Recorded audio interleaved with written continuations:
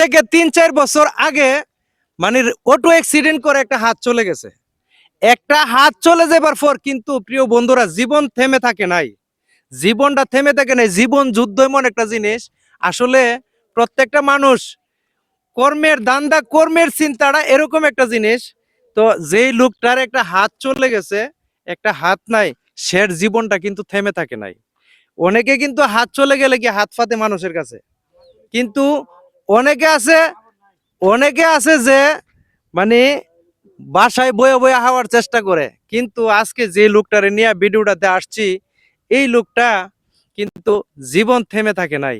ওর কর্মগুলা দেখলে আপনার অবাক হয়ে যাবেন, সে কি কর্ম করে। এই যে দেখেন একটা ছাতি টাঙ্গায় কিন্তু বর্তমানে বসা আছে এখানে।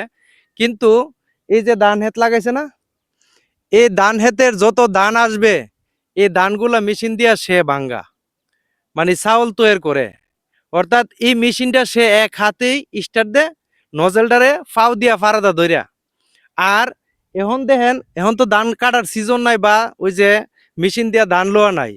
কিন্তু এখন কি করে জানেন, এখন সে ওই যে জমিতে বীজ দেওয়ার জন্য, জমিতে বীজ দেওয়ার জন্য অটো একটা মেশিন কিনে আনছে।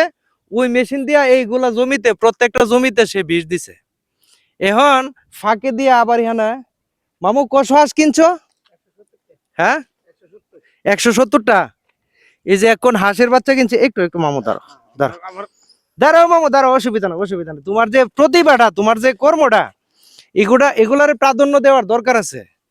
তোমারে এই যে দেখেন, ওর কিন্তু একটা হাত নাই। এখন 170টা হাঁস কিনছে। 170টা হাঁস নিয়ে কিন্তু সে এখানে মাঠে নামছে, পরিশ্রম করতেছে। যদি 500 বা 800 হাঁস কিনতে পারতো তাইলে আরো ভালো হইতো না? ভালো। ফুজিটা একটু বড় হইলে আরো ভালো হইলে না? হ্যাঁ, তো এই ফুজিটা বড় করার দরকার আছে নি? দরকার আছে, আস্তে আস্তে করো। হ্যাঁ, আস্তে আস্তে করবেন। এখন এই ফুজিটা যদি ওর থাকে, তাইলে এই লোকটা কিন্তু এই হাঁস দিয়েও স্বাবলম্বী হতে পারে। মানে এই হাঁসের মধ্যে কিন্তু প্রচন্ড ইনকাম আছে না? আছে। আমি তো নতুন, পারলে কইতে পারবো। পারলে কোন যাইব? এই বছর খালি নতুন করছো? নতুন।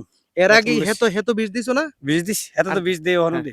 আর ধান বাগানের সিজন এলে ধান ভাঙাই, মেশিন দিয়ে ধান ভাঙাও। মেশিন আছে। তো এই যে লোকটা, উনি যদি মনে করেন যে 800 হাঁস নিয়া, মানে যেহেতু এই যে দেখেন ছাতি কিভাবে টাঙ্গাইছে, এই যে দেখেন কিভাবে কুইপা লইয়া বইছে। আর আমি হাঁসগুলা একটু দেখাইতাছি। এই যে হাঁসটি দেখেন, এই যে হাঁসগুলা দেখেন, মাশাআল্লাহ কত সুন্দর। সবগুলা সাইডে বসে আছে। এখন সুন্দর করে দেখাও হাঁসগুলা। এই যে হাঁসগুলা কিন্তু সে এখন বর্তমানে ফালতেছে প্রিয় বন্ধুরা। যদি ইহানো 1000 বা 800 হাঁস হইতো, তাইলে সের কিন্তু একই পরিশ্রম হইতো, কিন্তু ব্যবসাটা আরো ভালো হইতো, ব্যবসাটা আরো বড় হইতো। এই ব্যবসা দিয়া সে কিন্তু স্বাবলম্বী হইতে পারে। কিন্তু এই পুঁজিটা হয়তো ওর কাছে এখন বর্তমানে নাই। নাই বিদায় কিন্তু এখন এই কয়েকটা হাঁস নিয়ে সে বসে আছে। তো এই পুঁজিটা যদি করে দিতে পারতাম, তাহলে হের জীবনটা আসলে স্বাবলম্বী হয়ে যেত। প্রিয় বন্ধুরা, সবাই ভিডিওটা শেয়ার করবেন, সবাইকে দেখার সুযোগ করে দিবেন। কারণ এসব ভিডিও শেয়ার করার দরকার আছে প্রিয় বন্ধুরা। এসব লোকের জন্য এসব ভিডিও শেয়ার করলে হয়তো কোনো মানবিক মানুষ পাশে দাঁড়াইতে পারে, যে আমি 1000 হাঁস কিনে দিব বা 500 হাঁস কিনে দিব, এই হাঁসগুলো নিয়ে সে স্বাবলম্বী হোক।